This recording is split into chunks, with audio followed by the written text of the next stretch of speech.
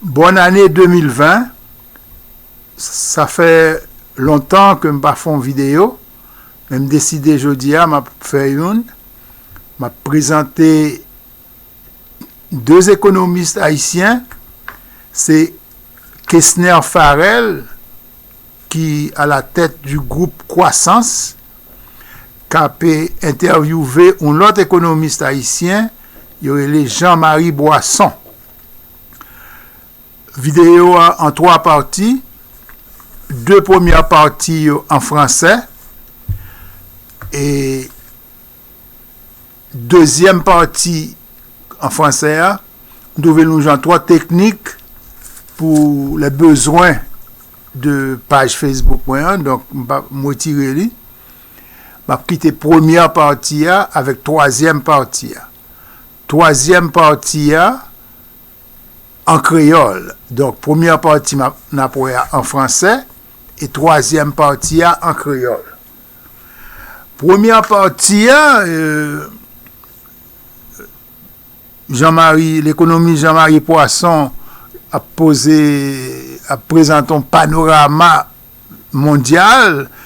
Il y a des choses que dit qui sont très intéressantes, et entre autres concernant les États-Unis et la Chine. Bon, je ne vais pas élaborer trop sur ça, parce que nous parlons de vidéo.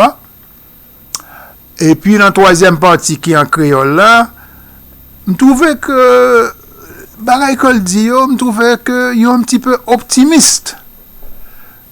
Parce qu'il a rappelé que développement économique, alors développement économique, mais des croissances économiques, c'est pas un bagage aussi, bon, il est difficile, mais on a beaucoup d'exemples comme l'île Maurice qui te gagné $200 par tête et puis qu'on a gagné $9,000 par tête.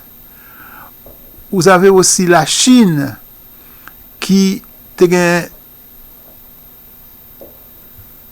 98% de monde sous le seuil de pauvreté et que Kounia, c'est seulement 2% qui sous le seuil de pauvreté. Et dans le cas des États-Unis, et dans le cas d'Haïti, eh bien, l'économie Jean-Marie Poisson pensait à 2 bagailles, les textiles et le tourisme. Et puis, il y a l'avantage de ce que, bon an, mal an, que gain des ordres en Haïti, que pas gain des ordres, diaspora continue à faire des entrées de devises, à voyer dollars et l'autre monnaie forte en Haïti. En tout cas, je ne pas dire plus, n'a regardé des vidéos, et donc, comme je viens de le dire, c'est une vidéo en 3 parties. J'ai enlevé la deuxième partie que j'estime un peu technique. J'ai conservé la première et la deuxième, ce qui permet à la vidéo d'être plus courte aussi. Et je trouve qu'elle se termine, la troisième partie qui est en créole. La première est en français et la troisième partie est en créole. Je trouve, à certains égards, un peu optimiste. Alors, encore une fois, bonne année 2020. Et ça fait un bon bout de temps que je n'avais pas fait de vidéo. Et j'ai décidé aujourd'hui de présenter une. Alors, c'est ça. Bonne écoute. Nous, aujourd'hui, Pierre-Marie Boisson qui répond chaque année à notre invitation. Monsieur Boisson, encore une fois, on a... Bonjour, Kester. C'est encore vraiment un plaisir pour moi d'être à ton micro et de souhaiter à tous et à Métropole qui fête son 50e anniversaire. Vraiment 50 autres années de succès. Et vraiment une très bonne année 2020. J'espère qu'elle sera meilleure que 2019 et je souhaite vraiment que nous retrouvions la sérénité qui doit nous caractériser. Tout à fait. Comme on le sait, chaque année, avant d'entrer dans l'économie haïtienne, on fait un petit tour à travers le monde. Cette année, je pense que la Chine et les États-Unis, c'était bien sûr l'histoire économique mondiale. M. Trump, avec les mesures prises contre la Chine, ça a provoqué un ralentissement de l'économie tant du côté des États-Unis que du côté de la Chine. Commençons avec ça. Allons faire d'abord une perspective au-delà de la Chine pour dire un certain nombre de choses. Premièrement, c'est une année où on a observé, on avait déjà observé une tendance au ralentissement l'année dernière, mais le ralentissement a été franc cette année. C'est-à-dire qu'on est passé d'une croissance de 3,5 à peu près à une croissance de 3%. Donc vraiment un net ralentissement et avec, quand on regarde les causes de ce ralentissement, évidemment les pressions commerciales et les désordres que ceci a causé sur le commerce, le commerce mondial a connu un ralentissement brutal, passant de 3,2% de croissance l'année dernière, les échanges sont passés à 1% cette année. Et quand on regarde au niveau des pays sous-développés, c'est encore plus fort, c'est de 5 à 1. Donc le commerce a nettement ralenti. Quand le commerce ralentit, naturellement, ça ralentit aussi la demande, ça ralentit la production qui répond à la demande. Donc c'est une économie qui a ralenti. Mais je dirais qu'au-delà de ce survol, moi je m'attendais à ce que d'ailleurs on rentre en récession en réalité mondialement, enfin surtout aux États-Unis, dès le mois de juin dernier. Ce n'est pas arrivé, donc on a dépassé le record d'expansion aux États-Unis. Mais pour moi, quand on regarde les tendances sous-jacentes, et je vais parler justement de la Chine, et c'est un monde qui, au-delà de la petit ralentissement et qui pourrait se traduire par une légère croissance ou un ralentissement à nouveau cette année, et c'est un monde qui m'inquiète. Le monde est inquiétant et les problèmes entre la Chine et les États-Unis rappellent drôlement ce qui s'est passé 100 ans en arrière. C'est-à-dire que Graham Allison, qui est ancien doyen de Kennedy School, qui est un analyste très connu en matière de politique étrangère, a écrit un livre qui fait fureur depuis 2015, qui s'appelle Destiné à la guerre. Hein? Est-ce que les États-Unis et la Chine peuvent éviter ce qu'il appelle le piège de Thucydide? Alors Thucydide, c'était un général grec qui a participé à la guerre Péloponnèse, 500 ans avant, enfin pas 500, 400 ans avant Jésus-Christ, et qui a écrit à l'époque, il est considéré comme le père de l'histoire, hein, qui a écrit sur l'histoire. Et Graham Allison, alors il parlait du piège de Thucydide dans le sens qu'il y a eu une guerre entre deux villes très connues de la Grèce, qui était Athènes, qui était la puissance montante, et Sparte, qui était la puissance militaire, la puissance dominante, la puissance établie. Et on a appelé ça le piège de Thucydide parce que c'est deux nations qui se sont vues comme rivales, c'est-à-dire qui faisaient partie de la Grèce, mais étaient deux villes à l'époque, deux villes puissantes. Et il y a eu la guerre péloponnèse à cause de la menace que posait la puissance montante, qui était Athènes, par rapport à la puissance établie. Et depuis là, on a identifié dans les 500 dernières années 16 situations similaires dans le monde. Et des 16 situations similaires, 12 se sont traduites par des guerres. Et quand on regarde l'une des plus connues, l'une des plus connues de ces crises-là, qui s'appelle les pièges de Thucydide, il y a celle qui a provoqué la Première Guerre mondiale, où après l'unification de l'Allemagne en 1871, l'Allemagne a connu un bond extraordinaire au point de vue économique et au point de vue de tous les indicateurs. Et a été considéré par l'Angleterre, qui était la puissance du siècle dernier, enfin du siècle avant le siècle dernier, le 19e siècle, la puissance industrielle qui s'est vue constamment, d'après elle, menacée par la croissance de l'Allemagne. Et c'est ce qui a provoqué en réalité la Deuxième Guerre mondiale. Et quand on regarde les caractéristiques de cette crise-là, on retrouve des caractéristiques très communes à ce qui se passe. Naturellement, on peut se demander, est-ce que les États-Unis et la Chine qui est... Je vais vous donner un exemple très simple que vous connaissez certainement déjà. Et que la Chine, mesurée en parité de pouvoir d'achat, qui est la mesure la plus classique en matière de PIB, pour comparer les pays, la Chine, en 2004, représentait le 5e de l'économie américaine, 20%. En 2014, 10 ans après, la Chine a dépassé les États-Unis et est devenue la première économie au monde en matière de PIB mesurée par la parité de pouvoir d'achat. Et il est prévu qu'au rythme actuel, en considérant les données qu'on connaît aujourd'hui, en 2024, la Chine deviendra 50% plus grosse que les États-Unis d'Amérique.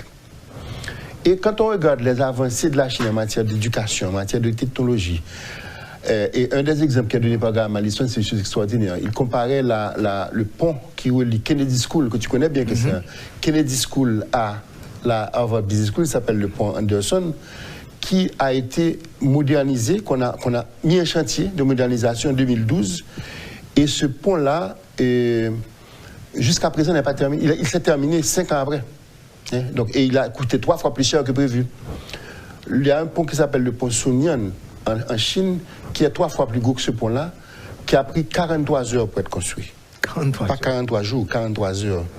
Les Chinois construisent rapidement, bien meilleur marché, tous les produits. Donc la Chine est en train aujourd'hui d'être considérée comme les États-Unis comme une menace.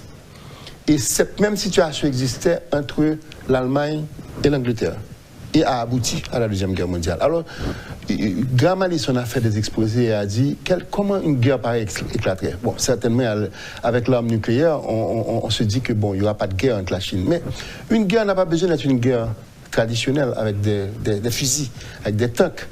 Ça peut être une guerre cybernétique. Et une guerre cybernétique risque de faire plus de dommages. D'ailleurs, vous avez vu la frousse qu'on a eue au passage en l'an 2000, simplement parce qu'on ne savait pas si les ordinateurs reconnaîtraient les dates. Une guerre cybernétique pourrait provoquer des désordres énormes, mais il y a deux types de guerres. Aujourd'hui, la Chine finance les États-Unis d'Amérique. Donc le seul fait d'avoir la monnaie américaine qui subirait les coups, les contre-coups de l'économie, et que la monnaie ne serait plus une monnaie de réserve, ça pourrait multiplier, ça pourrait augmenter considérablement les taux d'intérêt que les États-Unis paieraient sur leur dette.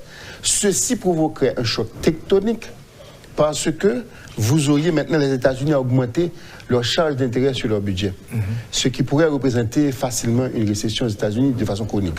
Donc, voilà moi ce qui m'inquiète. Et l'inquiétude que j'ai est marquée par une autre traîne qui a été le traîne de l'année. C'est la deuxième année consécutive où on parle de l'année de toutes les contestations.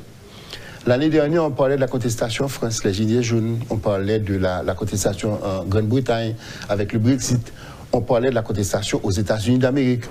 Aujourd'hui, les contestations se multiplient. Ce sont des contestations contre l'ordre établi. On prend le cas d'un grand pays d'Amérique latine qui est le Chili, qui a eu des désordres violents à cause d'une augmentation du ticket de métro. On parle du Liban, on parle de la Bolivie, dont le président a dû s'enfuir. On parle de enfin j'ai parlé du Liban déjà, on parle de l'Égypte. Hong Kong, qui devient une crise extraordinaire. Donc, c'est un monde où l'ordre établi est remis en question. Et maintenant, j'arrive à un troisième train qui m'inquiète énormément et qui fait l'objet de lecture que j'ai faite, le train démographique. Aujourd'hui, la grande majorité des pays du monde font face non pas à une démographie galopante, mais à un ralentissement de la croissance. Prenons le cas de l'Espagne qui a 1,3 enfants par femme. C'est-à-dire que le taux de natalité de remplacement qui permettrait à la population de rester est de 2,1 enfants par femme. 2,1. Aujourd'hui, il n'y a que les États-Unis et le Canada qui sont en train de croître. C'est-à-dire que la plupart des pays, même dans les pays, même la Chine elle-même, on calcule que d'ici 30 ans, la Chine aura 500 millions d'habitants en moins. Parce que, et ceux-ci peuvent provoquer des désordres énormes au niveau fiscal. Au niveau même en Chine, c'est extraordinaire parce que c'est venu de la politique qui a été suivie par Mao Tse-tung, de one child policy, d'avoir un seul enfant par femme. Les gens ont préféré avoir des hommes que des femmes. Il y a eu même des crimes qui ont été posés. Et aujourd'hui, le train de l'économie chinoise, c'est qu'il va y avoir une rareté de femmes. Et ceci a des impacts énormes sur la société. Donc, c'est un train qui m'inquiète aussi parce que la Chine elle-même pourrait avoir ralenti à cause de ça, le PIB global.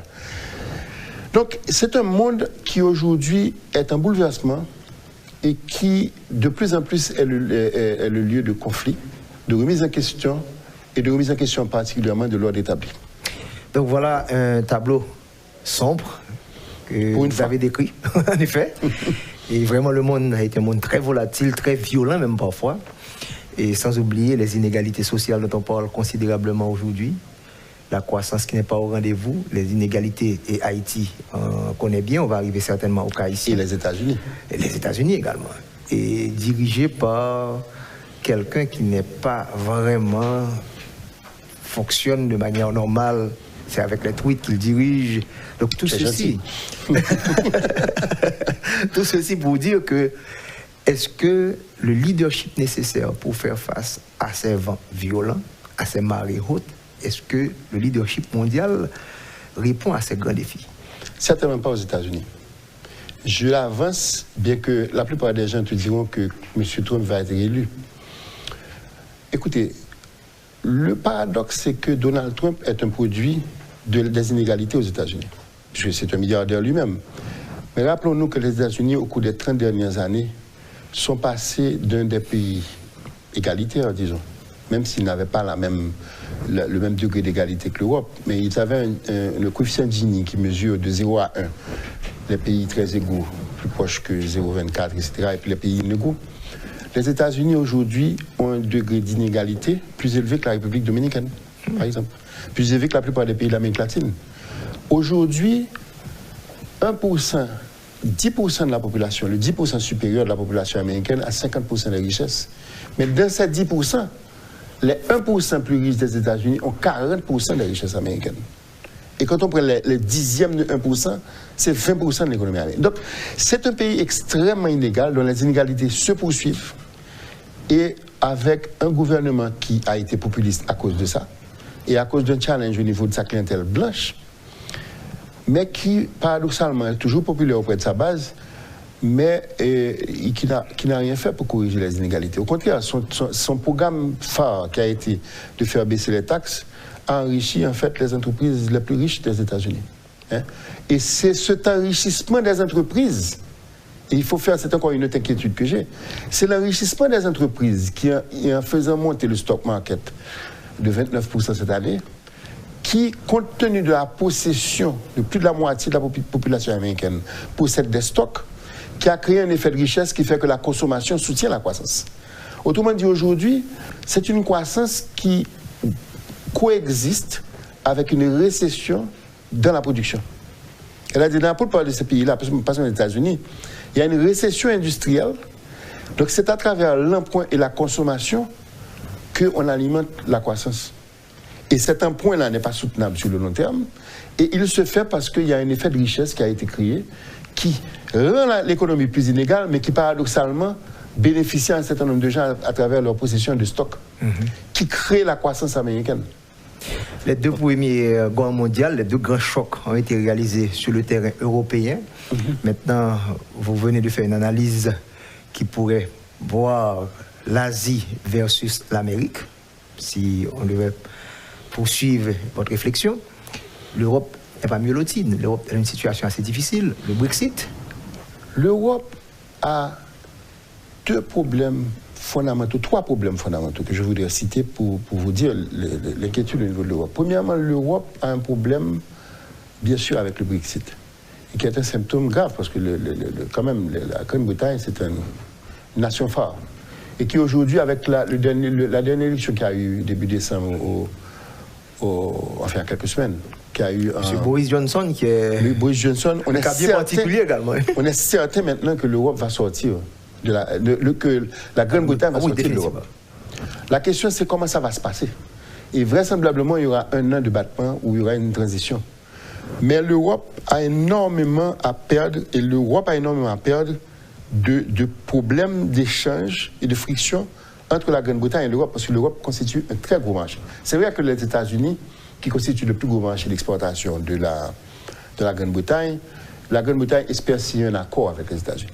Donc ça va permettre de tamiser le problème. Mais donc l'Europe a le problème du Brexit qui pourrait entraîner. Maintenant, l'Europe a le problème de l'euro.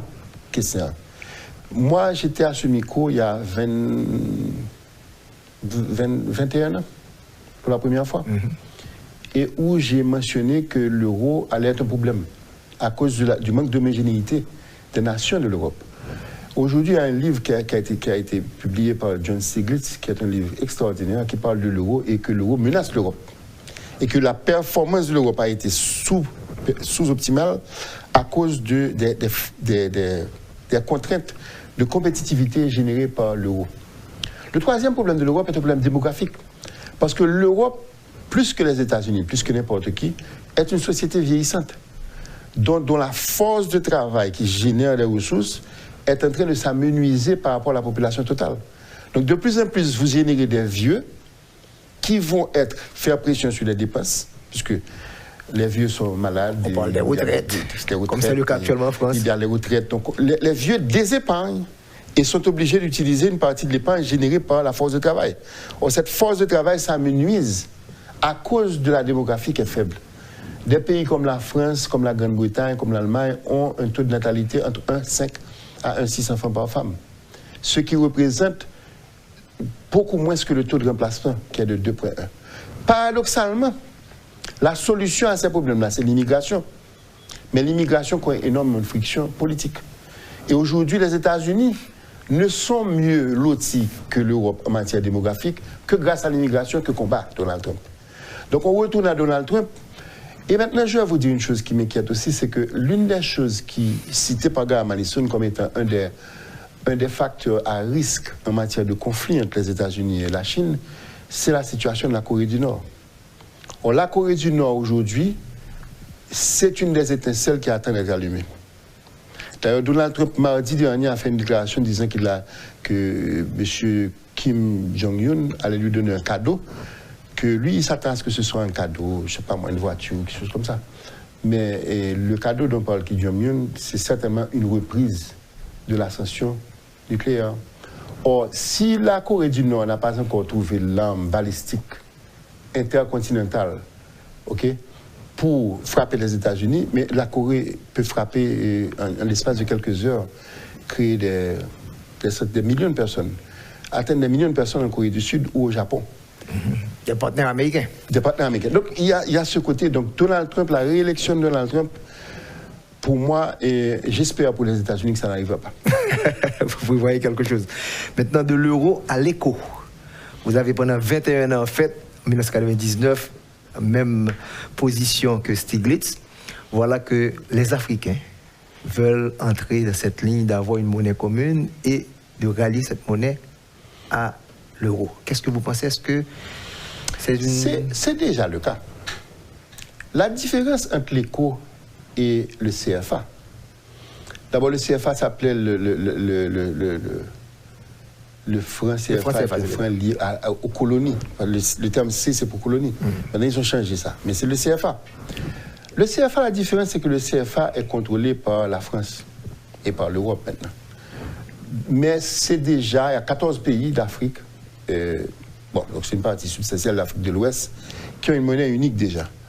La monnaie unique, pour moi, est plus logique, serait plus logique pour l'Afrique peut-être que pour l'Europe, parce qu'il y a moins d'hétérogénéité, il y a moins d'homogénéité en Europe. C'est-à-dire l'Europe est plus hétérogène en matière culturelle, en matière de langue ici que l'Afrique. Ceci étant dit, l'Afrique a un tas de dialectes, un tas de langues, et l'Afrique est quand même un continent en développement, donc avoir une monnaie unique, c'est pas une bonne idée quand on est en développement, parce qu'on a besoin d'avoir cette arme-là pour changer les donnes en matière de compétitivité. Je pense que l'éco répond beaucoup plus à une fibre émotionnelle qu'à une fibre rationnelle. Je ne sais pas si... il y a des avantages pour les touristes d'avoir la même monnaie, c'est vrai déjà au CFA, mais aujourd'hui, ce n'est pas une bonne idée quand on veut se développer avec des nations qui ont des produits qui sont non différenciés. Voilà, on a fait un petit peu le tour du monde, comme ça se fait chaque année. Ensuite, vous suivez le magazine économique, le grand rendez-vous économique, c'est la 3e édition de cette année, donc c'est la 3e émission. On a toujours notre invité, c'est Pierre-Marie Boisson. Bon, nous regardons l'état, situation monde, nous regardons l'état pays, les perspectives. 0,2% de croissance prévue pour Haïti. Si nous regardons pendant 4 à 5 dernières années, on peut parler même de grande récession. On en a parlé après 2008 dans les pays les plus avancés. C'est une grande récession puisque nous avons même tombé dans négatif.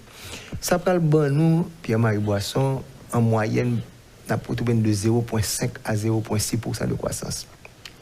Comment, comme économiste, la croissance qui parle là, inégalité, comment briser ce cercle? Premièrement, est-ce que 0,2% est réaliste? Faut regarder pour qui ça. L'autre dit réaliste, c'est moins.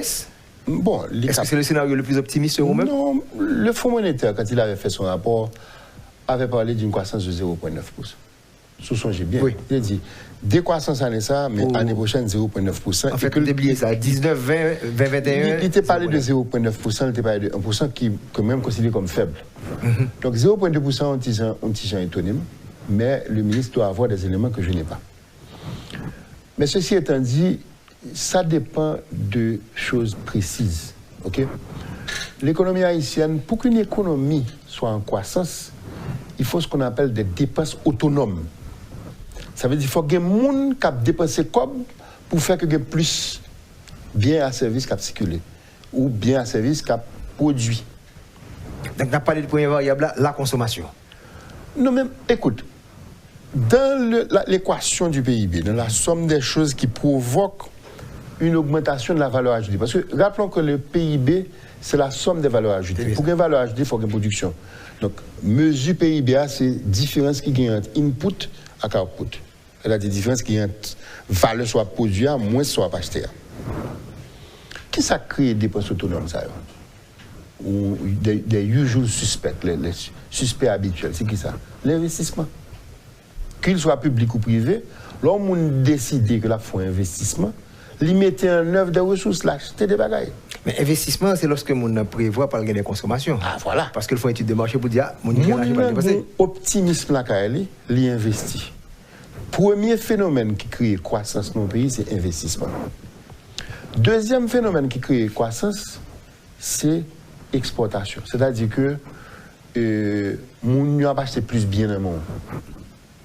Par exemple, demain matin, il y a un pays qui dit, mon cher, il y a un monde qui découvre un bel café en Haïti, un très bon café. Je me demande parce que je connais son producteur de café. Je fais une commande là pour tant de café. Soit on va le faire même, on va le faire café, on va mettre en œuvre une production café. Donc ça parle de qu'on paye main d'œuvre. Ça parle de qu'on achète des biens locaux. C'est ça. Donc on revient toujours à la production, l'offre satisfait le marché local, ou on surplus, ou péter dehors. Oui, donc, mais l'investissement bien à partir de tout ça. Pour un bien en particulier, c'est quand on bien destiné à l'exportation. C'est même pas un surplus. Parce qu'il y a une demande pour tes produits, et puis vous mettez en œuvre des ressources humaines et matérielles qui sont locales. Donc, les créer, on additionne à l'économie. Le tourisme, par exemple. Mais écoute, le tourisme a baissé de 45% en ça. 45% de ça relève les revenus de services baissés, d'après ce chiffre que me fait Kosovo là. Mais est-ce que le cas monté? Mais oui, le cas monté. Dès Cameroun est un succès extraordinaire, par exemple. Mais pourquoi ça ne pas 6 de Cameroun? Haïti, s'il voulait demain matin ranger un deal politique qui fait, la police fonctionnait mieux, et puis ou pas gagner sécurité, me garantit quoi une augmentation dans le tourisme. Mais sur augmentation dans le tourisme, les gens qui viennent dans l'hôtel de plage ou autre, c'est des gens qui mangent. Donc, il y a un choc positif sur l'agriculture. Donc, il faut des décisions conscientes de dépenses, soit en achetant des biens locaux pour l'exportation ou pour la consommation locale, on a pris le cas de l'agriculture, ou des décisions d'investissement publiques ou privées. C'est ce qu'on appelle des dépenses autonomes. Mais même pas c'est qu'Haïti, si Haïti vraiment, tu as un monde qui vient et qui dit, monsieur, on met dans les zones. On fait entente, on fait un gouvernement, ne serait-ce que le fait de calmer le jeu au niveau politique, mais pas seulement au niveau politique, entre les acteurs politiques. Mais il faut un appel au secteur privé, qu'il soit étranger ou d'investir. Et pour capable d'investir, il faut que vous calmez le jouet là, il faut que vous rassurez les investisseurs. Et parce que l'investisseur pour l'investisseur, parle de crédit. Donc, on parle d'une augmentation de la dépense par le crédit, parce que le crédit va créer la monnaie. Je ne sais pas quoi que nous avons un problème pour nous croître à 3 ou 4% demain matin. Parce que ne serait-ce qu'en faisant croître le tourisme, en faisant croître davantage les exportations, en faisant croître les exportations textiles, par exemple, en faisant croître les dépenses de l'agriculture. Nous avons un pays, par exemple, qui a une capacité de produire, par exemple, de la pisciculture, des poissons, le plateau central, par exemple. Donc, l'économie peut croître beaucoup plus rapidement qu'elle ne croît maintenant. Mais ce soir, dit là, variable investissement qui est fondamental là, une bonne variable non économique, que tu as les institutions pour la bonne gouvernance, que tu as la justice, que tu as la sécurité, tout ce que ça ne veut pas remplir. c'est difficile pour terrain en bon pour capable de match là. Parce que investisseurs. Thème font râler ce soir dire. Premier bail pour faire nos pays comme Haïti, parce que le pays a une institution pauvre parce que le pauvre. Donc on ne peut pas changer peut-être la justice demain matin. Mais si l'État fait appel à l'investisseur privé pour faire de l'infrastructure, le pays a rien qu'à cause de ça, il va le connaître, il va le bon boom. Parce que ma dis c'est pas très simple. Quand il y a de faire agro-industrie dans le pays, ou pas qu'à faire agro-industrie sous une capacité énergétique ou là.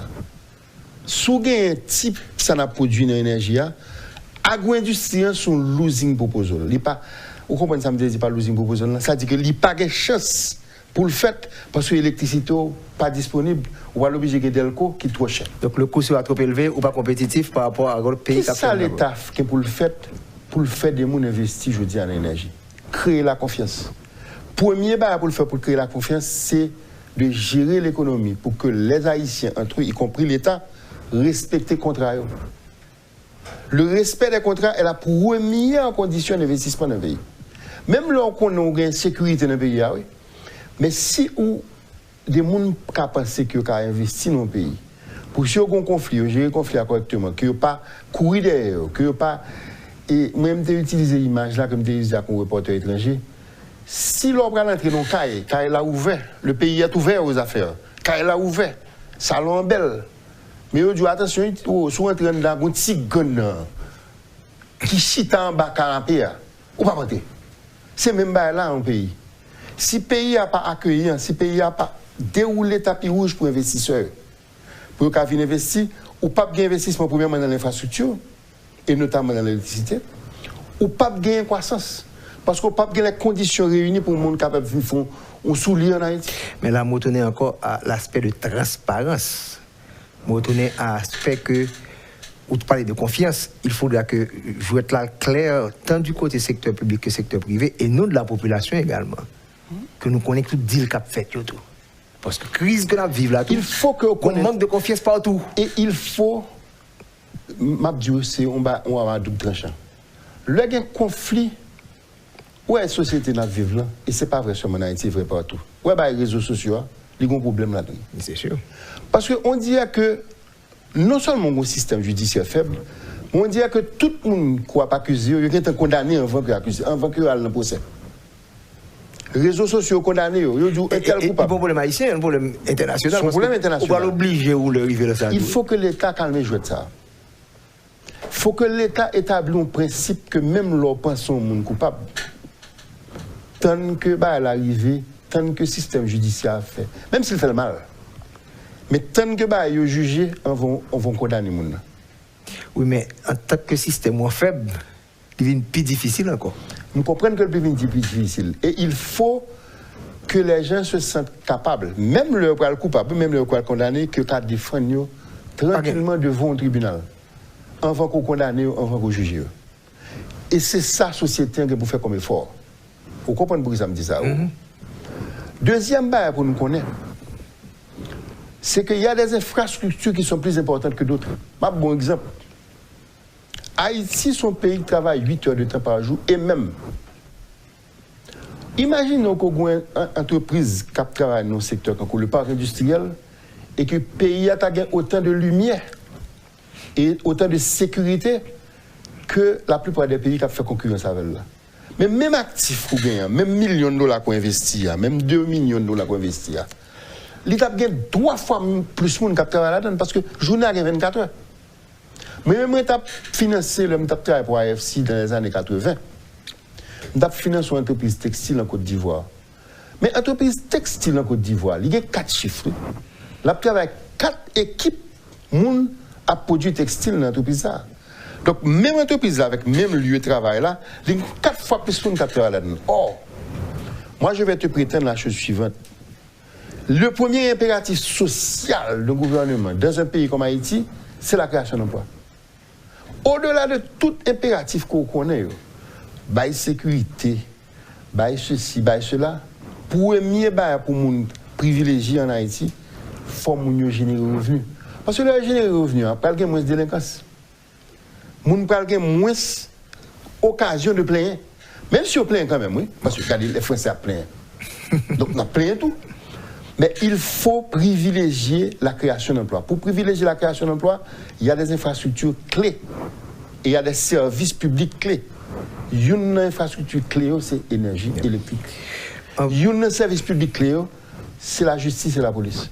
Avant de faire espace parce qu'on va le finir avec l'autre partie, est-ce que du côté du secteur privé, problème confiance va parler là, est-ce que va un travail qui peut faire tout de transparence, que les contrats signés, on fait public là qu'on est allié, qu'on presse économique qui a développé qu'on y a là, parce que confiance là, nous connaissons que le faible. Parfaitement raison et parfaitement raison. Maintenant, il y a peut-être eu dans ceci un certain marronnage. Nous sommes des marrons. Mon cher, ma bonne petite blague qui était bonne là, il dit, mon cher, mon oncle, je suis me prêter comme. Et puis, quand le je suis caché. Je suis rentré sous table là, il dit, monsieur, c'est qui problème?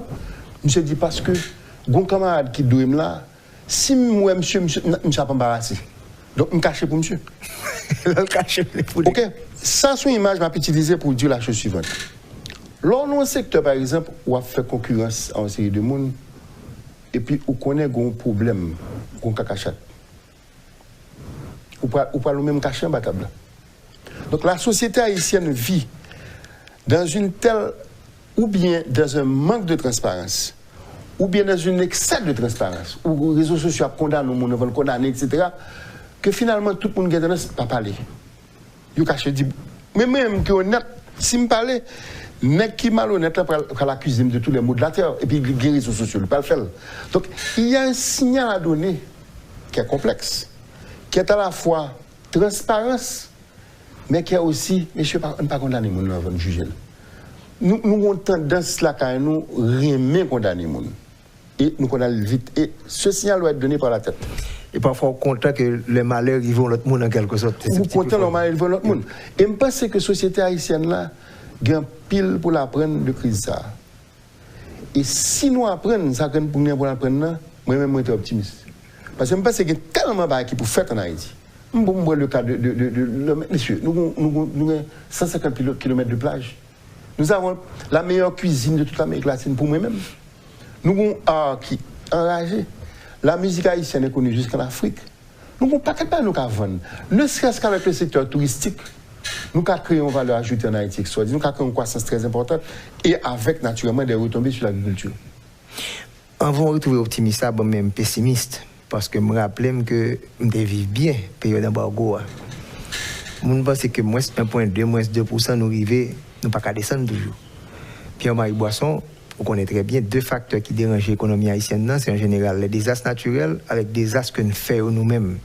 Et ça nous fait là, je vous dis, là. Nous commençons décennie avec moins 5,5% de croissance tremblement de terre. Ça, c'était extraordinaire, c'était spécial.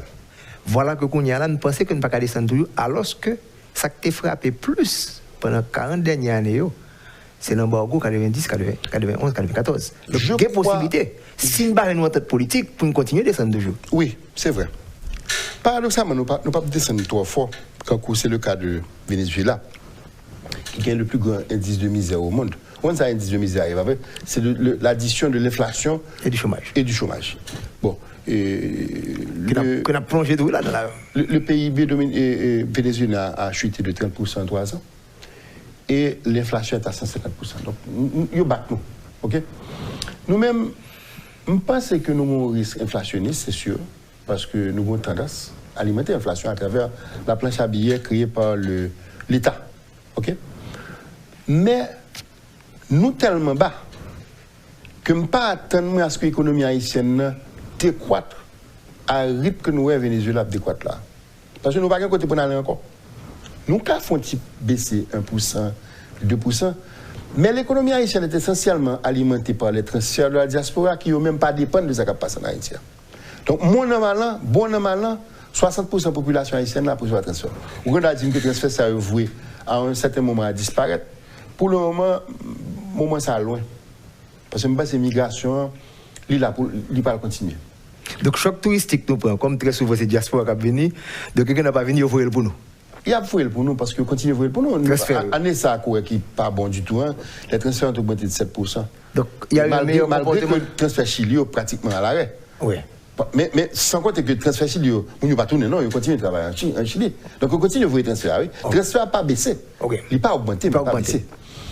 Bon, donc le transfert va continuer à alimenter partie service économique et je ne pas croire qu'il y a une grosse récession. Même parce que nous avons facilité pour nous reprendre, malheureusement que nous ne pas jamais joindre. Parce que, encore une fois, la première chose qu'il faut faire en Haïti, c'est de calmer jouet là au niveau politique. Pour premièrement, nous recommencer à gagner des capitaux externes à travers le public, mais surtout que nous orienter l'économie vers des dépenses autonomes d'investisseurs locaux et étrangers dans la création de richesses. Je pense que ça n'a fait. Et si nous faisons, nous avons retrouvé une croissance d'au moins 4% par an. Mais cette stabilité politique, c'est le président supposé, n'a pas hypothèse là, il était jusqu'à fin mandat. Opposition, il était sous position radicale, ou prendre des chocs. Là, après, bon, même bagaille qui était en 91-94. Si on n'arrive pas à s'asseoir, au moins à dire que pour cette population, que ça n'a fait bouler. Ça, c'est vrai. Et la perspective que si ça continue, nous ayons au moins une stagnation. Et pour moi, la stagnation, c'est une forme de décroissance parce que la population continue à croître. La population haïtienne augmente aujourd'hui au rythme de 10%, à peu près, 1,3, 1,5%. Les chiffres diffèrent, mais c'est à peu près. Donc, un chiffre intéressant que l'UNICEF publié pour 1er janvier. Nous faisons, entre la République dominicaine et Haïti, nous faisons à peu près 200 petits bébés en plus que Dominicains. Oui. Et au Congo, on va qui favorise. Il y a quoi à 5%, nous décroître nous-mêmes à ça. Mais oui, c'est ça qui est grave. Parce que même si tu et qui ça a fait croissance dominicaine? Pas rien, non? C'est pas rien d'extraordinaire. Sur cet esprit là, ça voit le tourisme là, investissement étranger, investissement privé. Il y a un pays que je vais citer comme exemple, l'île Maurice. L'île Maurice, en 1968, à l'indépendance, tu as $200 par tête. $200 par tête. Mais l'île Maurice, je dis, il y a plus de $9,000 par tête. Qui sont quoi l'île Maurice fait pour arriver là? Le textile à tourisme, oui. Première phase croissance l'île Maurice, c'est même pas avec nous, c'est textile à tourisme. Le tourisme, depuis les années 40, nous là-dedans. Textile, Duvalier, 70, Taïwan de la Caraïbe. On parle de la Chine. La Chine continue à être un pays avec un PIB par tête relativement faible par rapport au reste du monde. C'est ça. $10,000 par tête qu'il y a. Parce qu'il y a la plus grosse économie au monde, mais il y a $10,000 par tête. Les États-Unis ont $65,000 par tête. Mais la Chine, en 1900, vous connaissez que Deng Xiaoping. Deng Xiaoping fait Chine décoller, ok? Mais en 1990, la Chine, 90% des Chinois étaient sous le seuil de la pauvreté. Oui. Sous le seuil de la pauvreté. 90%. Je vous compte quoi un pourcentage ça y est? 2%. Qu'est-ce que la Chine fait? La Chine met au travail. La Chine crée emploi. Ça a été. La Chine a sous-évalué son taux de change pour créer 10 millions d'emplois par année pendant 30 ans. Et la Chine a mis 800 millions de personnes de la classe pauvre à la classe moyenne. Mais bon, écoutez, si la Chine peut le faire, je ne vais pas dire que nous Chinois, non, mais ce n'est pas sorcier. La Chine a fait une partie de sa croissance dans l'exportation. Textile et autres, beaucoup plus sophistiqué. Donc, il y a à prendre une conscience à prendre de ce que nous avons potentiel pour nous croître beaucoup plus rapidement que nous croître. Naturellement, oui, nous parlons de croître si il y a une crise politique là, mais non, on a peut-être des croître de 1 ou 2%, j'en ai passé à ça. Et je ne sais pas quoi que le problème là, c'est une crainte de la récession. Le problème est beaucoup plus. Nous devons payer, charger à potentiel pour reprendre une croissance, mais nous avons goumé, tellement nous avons goumé, nous avons mauvais signal, nous avons condamné les gens.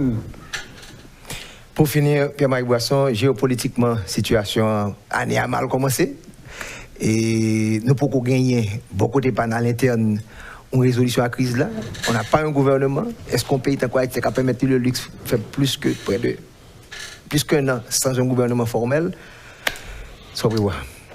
Je pense bon, ma Premier ministre au mot, le ministre des Finances a dit qu'on aura un gouvernement d'ici le 15. Donc c'est pas loin, on va attendre. Est-ce que le pays est capable de faire un peu de temps sans gouvernement? Oui. Paradoxalement, il y a un pays qui fait l'actualité à travers le monde pendant l'année, c'était Israël. Hein, oui, beaucoup plus passé nous. Il a fait un an sans gouvernement. Ouais. Hein, chaque fois qu'un gouvernement est obligé de refaire élection. Non, chaque fois qu'il faut élection, il y a sous troisième élection que par le faire un an là. Bon. Donc, allons être sérieux. Le problème d'Haïti, c'est que l'on a un gouvernement et on a une incertitude totale, donc on n'a pas d'investissement. Et on n'a pas d'investissement non plus, on n'a pas d'aide externe, on n'a pas rien. Donc, l'économie va continuer à faire du surplace. Oui, nous avons passé 2 ans qu'on a un gouvernement. Ou bien nous avons un gouvernement qui a été, même sous Préval, il y a un gouvernement qui a fait 2 ans démissionnaire. Donc, ce n'est pas que nous n'avons pas gagné. Et ce n'est pas que le PATA a fait un bon travail, non? Il a fait un bon travail, mais il n'a pas avancé. Maintenant, l'autre aspect, c'est que d'avoir un président qui gouverne par décret, bon, est-ce que le PAL prend les décisions qu'il faut, il va gagner frein. Moi, crois que malgré tout, il est capable de faire un bon travail. Et m'a souhaité qu'il fasse un bon travail. Parce que le bon travail va être mesuré par est-ce que les Haïtiens vont gagner plus, est-ce que l'économie va commencer à croître. Et pour l'économie commencer à croître et créer d'emplois, l'investissement.